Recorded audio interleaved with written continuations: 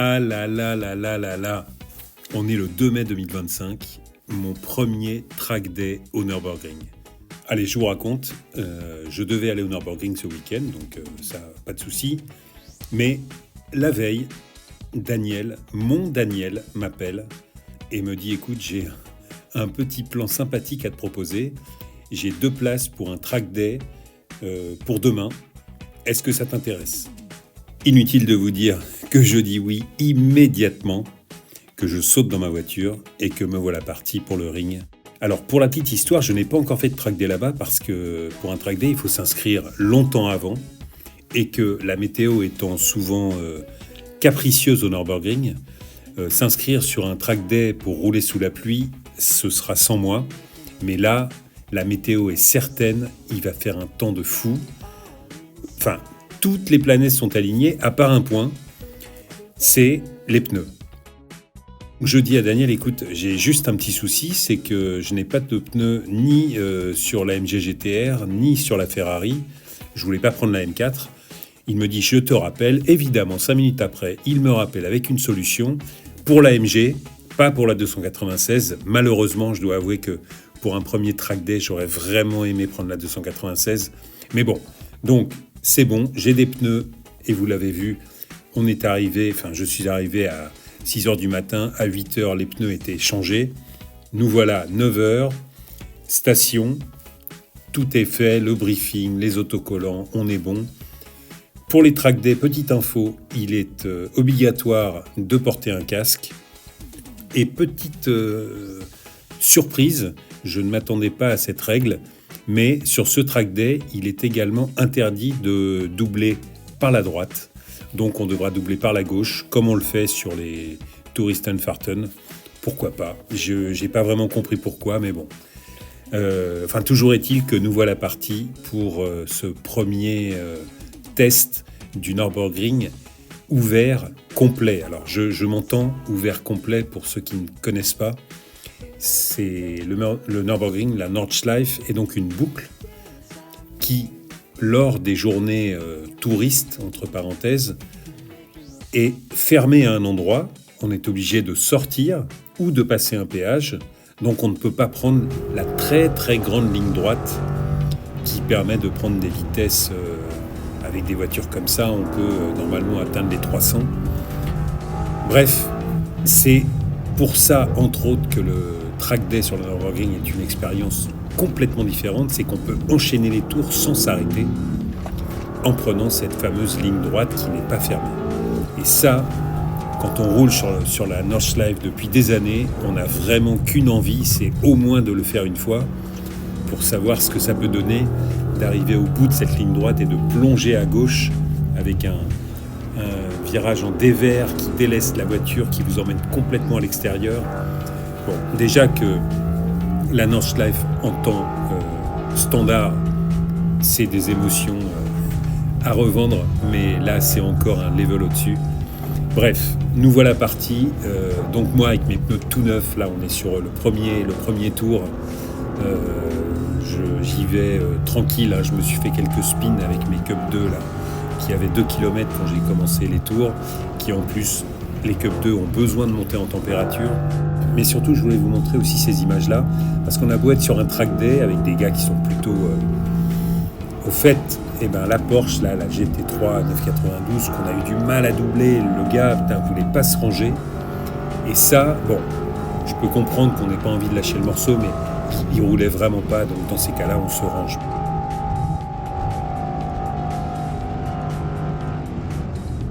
Là, fin du premier tour, on arrive sur la fameuse ligne droite qui est donc ouverte. Et là, ça va être notre première expérience. Et je vais découvrir un point important, c'est que je me dis, je vais optimiser, je me colle à l'arrière de la Porsche de Daniel qui est donc là juste devant moi. Et là, je me rends compte que je perds de l'aéro en étant derrière lui. Du coup, je me décale vers la droite.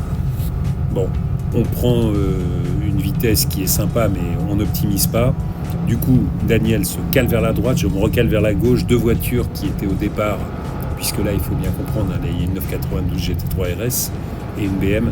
elles viennent de prendre le circuit, donc elles vont beaucoup moins vite que nous. Elles nous empêchent de prendre le virage à l'extérieur et d'optimiser. Enfin bon, c'était notre premier passage, donc je me rends compte d'un truc, c'est que je vais éviter sur les prochains de rester juste derrière Daniel, puisqu'en fait, le fait d'être derrière lui, effectivement, peut donner une certaine aspiration, mais surtout m'enlève de l'aéro. Et là, vu que cette ligne droite est très bosselée, c'était une impression plutôt désagréable.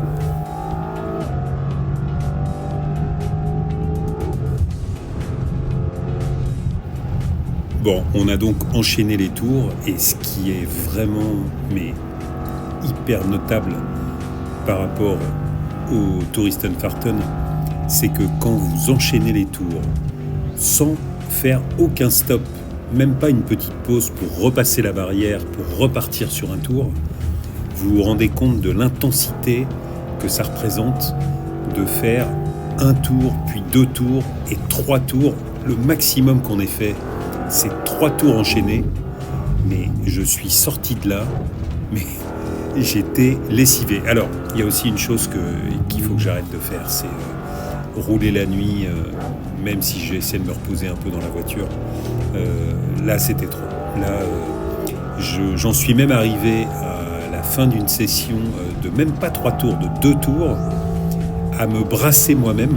C'est-à-dire que je me suis rendu malade. J'ai vraiment cru que j'allais vomir. Bon, c'était vraiment physique, mais c'est surtout, en fait, même en discutant avec les autres gars qui, eux, avaient sûrement fait une meilleure nuit que la mienne, on s'est rendu compte que 3 tours, mais c'est hyper physique. Et là, vraiment, on prend conscience que les pilotes pros sont vraiment des athlètes de très haut niveau. Bon, là, nous voilà donc au début de la longue ligne droite. Cette fois, je laisse un petit peu d'avance à Daniel pour ne pas subir les remous aéros et être à l'aise en pleine accélération. Et en plus, je sais que j'ai plus d'allonge que lui. La MG GTR va plus vite que la GT3. Donc je me dis que je lui ai laissé suffisamment pour qu'on ne se gêne pas et que je n'arrive pas sur lui. Mais là, déjà là, je sais que non, je vais arriver beaucoup plus vite que lui. Et bon, malheureusement, voilà, ça va me freiner. J'avais un petit objectif symbolique d'atteindre les 300, mais je n'y arriverai pas. Bon, track day terminé. Là, on est le lendemain. Petit bilan du track day. Alors, extrêmement content de l'avoir fait, pour avoir pu prendre cette fameuse ligne droite, pour avoir pu ressentir ce que c'est que d'enchaîner des tours en mode course, comme peuvent le faire les pilotes sur les 24 heures du Nürburgring par exemple, avec en plus, eux, ils ont également la partie Grand Prix qui rallonge encore le circuit, mais surtout ça m'a permis de mieux me rendre compte de la condition physique qu'il faut avoir pour enchaîner ne serait-ce que, mais même 15 tours. Faire 15 tours, déjà 3, j'étais lessivé, mais lessivé. Donc bon, nous voilà en journée touriste, ce que nous sommes, en tout cas ce que je suis. Et voilà, ça me va beaucoup mieux, même si j'ai déjà enchaîné 5 tours avec la M4. C'est le maximum de ce que j'ai fait en journée touriste, mais avec toujours cette différence qui est que d'une part, on fait un petit stop pour repasser la barrière, même si c'est pas très long, et puis surtout, il y a tellement de monde qu'en fait, on n'est pas à fond tout le temps. Là, j'ai moins filmé sur ce track day, mais étant donné qu'il y avait assez peu de monde sur la piste, on est vraiment en tension permanente parce qu'on est sur des vitesses vraiment importantes. Là, quand on a, par exemple, je suis là, cette AMG GTR que j'ai eu grand plaisir à retrouver, on voit le rythme n'a rien à voir avec le rythme qu'on avait la veille. Il y a du monde, même si là c'est plutôt dégagé, mais on va avoir pas mal de monde sur le tracé. En termes d'intensité, ça n'a rien à voir. Et je pense que j'aurais vraiment dû mieux dormir pour mieux apprécier. Mais je dirais que track day à refaire, oui, mais avec la 296 pour essayer d'aller chercher le maximum de cette voiture et en ayant mieux préparé la chose. Mais c'est toujours le problème de ce que je disais, le track day, si on n'est pas certain de la météo qu'il va y avoir, rouler sur le Nürburgring par temps de pluie, j'ai déjà donné, c'est quand même beaucoup moins sympa et surtout beaucoup plus dangereux. Courir après cet AMG GT-R, voilà, c'est ce que j'aime, avec un petit peu de trafic. Alors oui, effectivement, on ne fait pas des chronos incroyables, mais en termes de sensations, alors d'une part c'est moins physique et c'est plus fun. Et c'est vraiment ça que je viens chercher sur piste, c'est prendre du plaisir. Et au-delà de ça, l'échange avec cette population super cosmopolite, hétéroclite, je ne sais pas comment l'appeler, extrêmement diversifiée, qu'on rencontre sur les journées open, j'ai trouvé ça plus fun que les gars que j'ai pu croiser au track day qui étaient beaucoup plus focus piste, moins détendus. Enfin voilà, c'est c'est les goûts, les couleurs, comme on dit. Alors en même temps, voilà, on retrouve aussi sur les journées ouvertes des gars qui n'ont pas tout compris. Et là en l'occurrence, il y a un gars là qui devrait simplement laisser passer. Il n'a aucune raison de ne pas se ranger. Quand on voit deux AMG GT-R qui t'arrivent derrière, je n'arrive même pas à reconnaître sa voiture, mais voilà, ça c'est un peu dommage, mais bon, ça fait partie du jeu. Mais vous l'avez vu sur les images d'avant, sur le track day, on a eu la même avec une 992 qui peut-être ne regardait pas ses rétros. Mais bon, même ce genre de petit désagrément n'entame en rien le plaisir que c'est de rouler sur cette piste. Là, pour le petit bilan de début de saison, en 2 mois, je crois, enfin, j'arrive même plus, non, en 1 mois ou 1 mois et demi, ça fait quand même ma 3e session. Et en fait, j'ai l'impression que plus j'y vais et plus j'aime ça. En plus, c'est vrai que plus j'y vais, plus j'ai mes repères. Là, j'ai avec Daniel, on a vraiment un super bon feeling. Il est, je pense, encore plus piqué que je ne le suis. Donc, il a en plus tous les contacts, je l'ai déjà dit, mais ça change l'expérience de pouvoir profiter pleinement de tout ce qui est proposé autour du circuit. Et quand on est avec quelqu'un qui connaît, qui a les entrées, ça optimise encore le plaisir sur place. En parlant plaisir, si je devais classer les 3 voitures, puisque depuis le début de la saison, mes 3 sessions ont été avec les 3. En numéro 3, l'AMG, qui est moins performante que les autres, un petit peu moins, c'est sûr. Elle est plus lourde, elle a des freins acier qui n'ont effectivement pas l'endurance qu'ont les 2 autres qui sont en frein carbone céramique.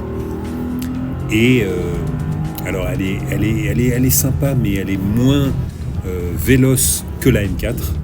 Bon, je mets la 296 en numéro 1, évidemment de loin. Mais en tout cas, entre la M4 et la MG, la M4 est en numéro 2, sans problème aucun. Elle est plus rapide, plus nerveuse, elle freine mieux, elle chauffe moins. La température des pneus sur la MG au moment du track day on était à 97 degrés sur les pneus avant. Enfin, c'est énorme et je n'ai jamais eu ces températures-là, ni sur la BM, ni sur la Ferrari. La MG a quand même un charme fou, c'est un bombardier. En termes de ressenti, c'est une voiture que j'apprécie énormément, mais elle est clairement en deçà des 2 autres en termes de performance. Par contre, je vois bien, elle a une gueule qui est incroyable et qui fait son effet auprès de tous les gens un peu passionnés. Non, c'est une voiture qui a vraiment une allure folle. Et comme je l'ai déjà dit, j'ai besoin, moi, pour apprécier une voiture, qu'elle me plaise. Je ne compte plus le nombre de gars qui, à la fin d'un tour, sont venus me voir en me disant que quand ils voyaient la MG dans leur rétroviseur, ça leur donnait qu'une envie, c'était de se ranger.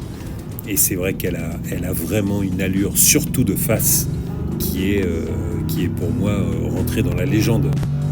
Toutes ces voitures sont de toute façon avant tout des objets esthétiques incroyablement travaillés.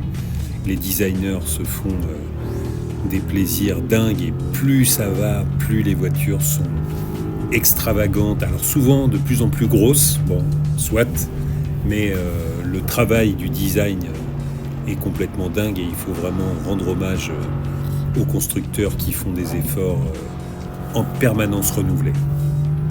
Bon, là on arrive à la fin du tour, où je cours après cette AMG GT-R grise que je n'ai pas reconnue en fait quand je me suis mis à lui courir après, parce qu'elle était il y a encore peu de temps avec un wrap vert, et si vous cherchez un peu vous trouverez une vidéo d'un roulage au Nürburgring où j'ai déjà couru après cette voiture qui crachait des flammes à l'époque. Et là je vais donc reconnaître Patrick. Hey Et on va se retrouver après ce tour là pour rediscuter, et c'est un gars adorable.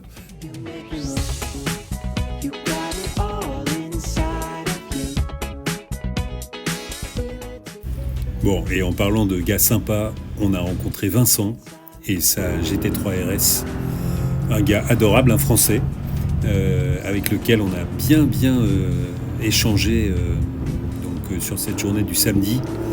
Et là, on s'est fait un petit plaisir, un petit tour dans un petit train à 3. Donc en premier, Vincent et sa GT3 RS. On avait Daniel qui nous attendait sur la piste avec sa GT3 992 et moi qui fermais la marche avec la GT-R. Et c'était vraiment agréable. Alors le Vincent, là, je crois que c'est un client très très sérieux.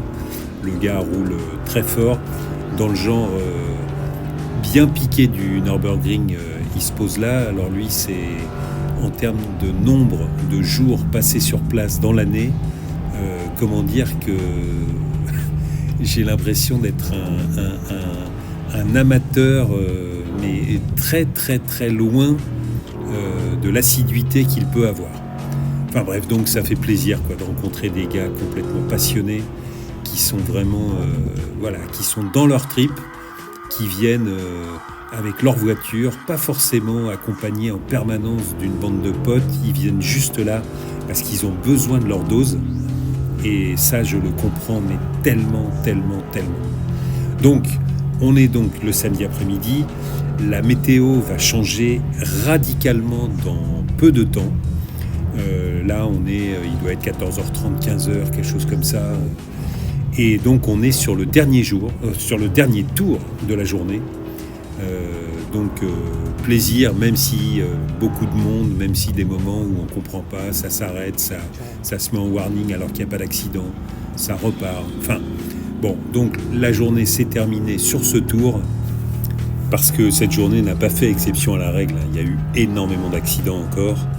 Et là, on va se faire sortir du circuit, parce que le circuit va être fermé pour évacuer là où les voitures qui sont dans le rail.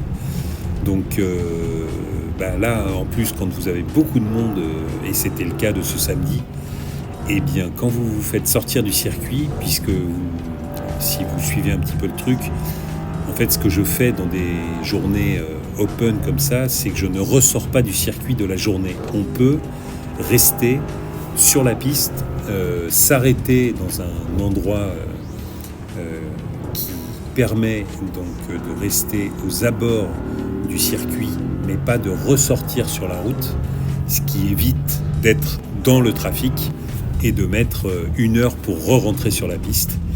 Donc là, vu qu'on va se faire sortir sans pouvoir rejoindre ce qu'on appelle le T13, qui est donc ce petit espace sur lequel il y a en plus une station service qui permet de refaire le plein sans ressortir.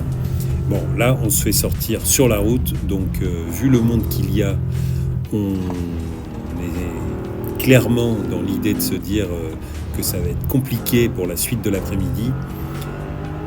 En plus, la pluie va arriver, donc on va rejoindre le parking de Daniel avec donc la GTR et les 2 Porsche. Et Daniel étant un gars qui a toujours des bons plans à dispo, il va nous proposer de visiter l'atelier Scherer qui est incroyable.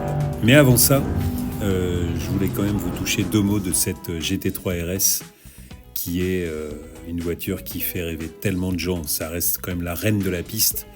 Là, on est sur une 991, donc c'est l'avant-dernière version, qui est une voiture toujours aussi sublime. Et celle-ci a une petite particularité qui est assez étonnante. Quand on roule derrière, on voit son échappement totalement bouché. Et en fait, non, c'est un DB killer, comme on dit. Donc, pour minimiser le bruit, parce que c'est vrai qu'elle est quand même déjà encore très bruyante, mais le système est assez singulier. Bon, et là, Daniel ne résiste pas au plaisir de nous faire visiter sa 2e maison, dans laquelle il habite souvent, donc son garage au Nürburgring, endroit dans lequel il laisse sa voiture. Là, on est donc dans l'atelier Scherer, qui est donc un préparateur qui optimise aussi bien de l'Audi que de la Ferrari, mais surtout de la Porsche. Et là, on est en présence d'une Porsche. Alors, j'ai pas bien tout compris, mais en gros, c'est une type RSR, même si je crois que la RSR n'existe plus. Mais on est sur une voiture qui est donc construite pour faire, entre autres, les 24 heures du Nürburgring. Et tout est incroyable sur cette auto. Entre autres, l'épaisseur des plaquettes et le système de frein qui est complètement fou. On est vraiment là, je pense, sur le top du top du top de ce qui se fait actuellement. Et c'est extrêmement impressionnant. Les feux, comment vous dire que moi je verrais plutôt ça dans une bijouterie. C'est incroyable. Enfin, l'ensemble de l'auto est complètement fou. Ça a été une visite extrêmement instructive pour se rendre compte que les voitures qu'on roule, même si elles sont extrêmement bien finies, sont à des années-lumière de ce que roulent les pilotes pro. Bon, la pluie étant vraiment annoncée et étant a priori très costaud, j'ai quitté le circuit, je dirais vers 15h30. Et j'ai essayé de me dire, allez, je pars avant de me prendre la pluie sur l'autoroute, puisque là, étant maintenant en Cup 2, c'est-à-dire des semi-slicks, comment vous dire que prendre la pluie avec ce genre de pneus, je suis pas super fan. Donc je me suis fait, comme d'habitude, une conduite un peu dynamique sur l'autobahn, entre 200, 250 max. On est bien, c'est confort, le temps passe vite, c'est un plaisir toujours. Mais je n'ai pas réussi à éviter la pluie et je dois dire que j'ai pris, je pense que d'ailleurs c'est le jour où il y a eu un énorme orage sur Paris et au Nürburgring d'ailleurs Daniel m'a envoyé un message alors que j'étais sur la route en me disant que j'avais bien fait de partir, que le circuit n'avait pas rouvert de l'après-midi, non plus pour accident, mais à cause de la pluie qui était tellement forte que ça posait un vrai problème de sécurité. Bon, sécurité, moi j'ai eu la question à me poser puisque je me suis retrouvé sous des trompes d'eau. Alors heureusement, pas de grêle, parce que j'ai vu quelques images de voitures qui ont pris la grêle cet après-midi-là. Waouh! Donc ça c'est un peu la hantise quand on prend des gros orages. Mais bon, je m'en suis sorti en réduisant sérieusement ma vitesse. Alors passer de 220, 230, 250 à 60 à l'heure, puisque le minimum que j'ai fait, je crois que j'étais à 50 ou 60 sur l'autoroute, en warning. Je ne voyais plus rien. Et puis surtout, j'avais cette grosse appréhension de partir en aquaplaning avec mes semi-slicks. Donc non, l'épisode orage a été compliqué. Je suis bien arrivé à bon port.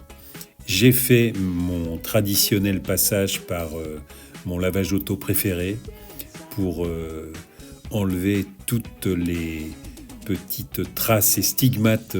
La voiture est plus belle que jamais, prête à rentrer au garage pour attendre la prochaine session qui, j'espère, arrivera bientôt, avec laquelle je ne sais pas. Je vous dis à très vite. Salut.